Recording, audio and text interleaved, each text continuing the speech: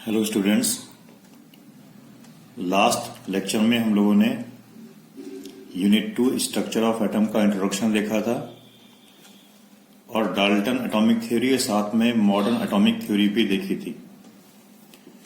हमें पता है अकॉर्डिंग टू डाल्टन ने एटम की क्या डेफिनेशन दी थी। According to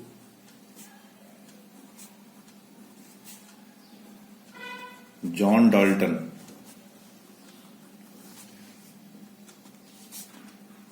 atom is smallest indivisible particle of any element which takes part in chemical reaction। ये बात हम लोगों ने लास्ट लेक्चर में पढ़ी हुई है। हमें पता है फिर आगे और डिस्कवरीज हुई।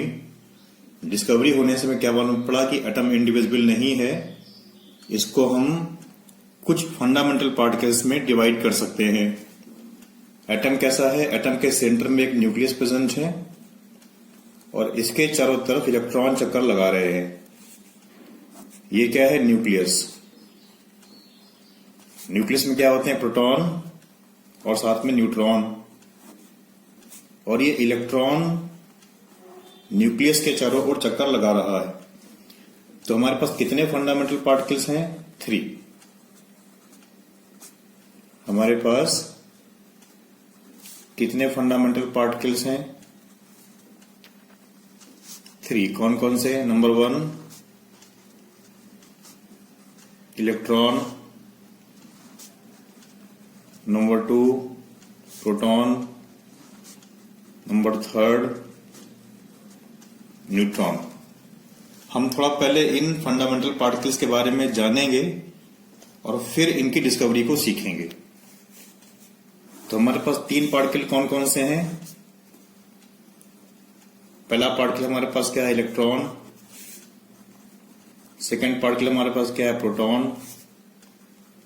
और थर्ड हमारे पास क्या है? न्यूट्रॉन। इलेक्ट्रॉन को डिस्कवर्ड किसने किया? Discovered by J Thompson.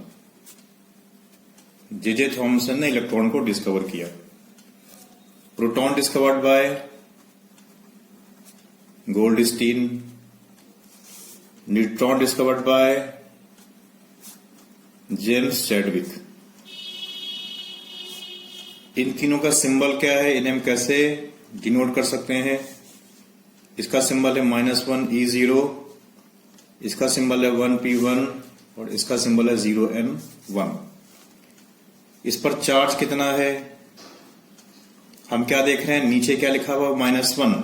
जो नंबर नीचे लिखा है ये क्या है? चार्ज। तो इसका चार्ज कितना होगा? Unit negative. इस पर चार्ज कितना नीचे कितना लिखा है? 1।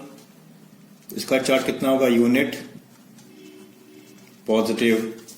और यहां पर नीचे क्या लिखा हुआ? 0। इसका मतलब क्या है कि ये कैसा? Electrically neutral. इस पर कोई चार्ज नहीं है।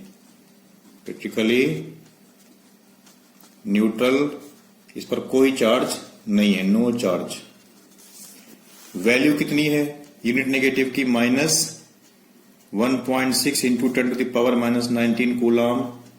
इसकी वैल्यू कितनी होगी? +1.6 इंटू 10⁻⁻19 कूलाम। और इस पर कोई चार्ज नहीं है, मतलब इसकी कोई भी वैल्यू नहीं है।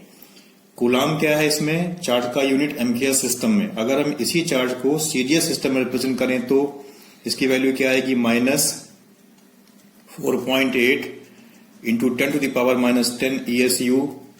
इसकी वैल्यू कितनी आएगी? +4.8 इंटू 10⁻⁻10 ESU। और ये क्या है? 0। ESU का फुल फॉर्म क्या है? इलेक्ट्रोस्टैट यूनिट। Now mass. हमने क्या देखा था? इलेक्ट्रॉन का सिंबल क्या था, -1 E0। प्रोटॉन का सिंबल क्या था, 1p1। और न्यूट्रॉन का सिंबल क्या था, 0n1। जो नंबर नीचे लिखा हुआ है ये क्या है, चार्ज। और जो नंबर ऊपर लिखा हुआ है ये क्या है, मास। यहां पर क्या लिखा है, 0। इसका मतलब क्या है, इसका मास कैसा है, नेग्लिजिबल। इलेक्ट्रॉन का मास कैसा है, नेग्लिजिबल। लेकिन फिर भी इसका कुछ ना कुछ मास तो होगा। इसका मास कितना है, 0.00054 AMU। AMU का फुल फॉर्म क्या होगा, atomic mass unit. Atomic mass unit.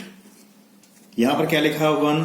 तो इसकी वैल्यू, इसके मास की वैल्यू क्या होगी AMU में, 1.00727 AMU।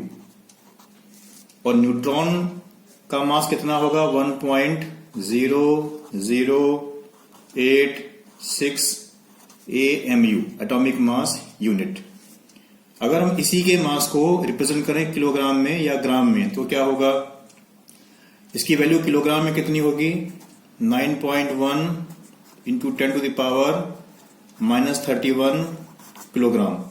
इसे हम ग्राम में कन्वर्ट करें तो कितना आएगा, 9.1 इंटू 10⁻28 ग्राम।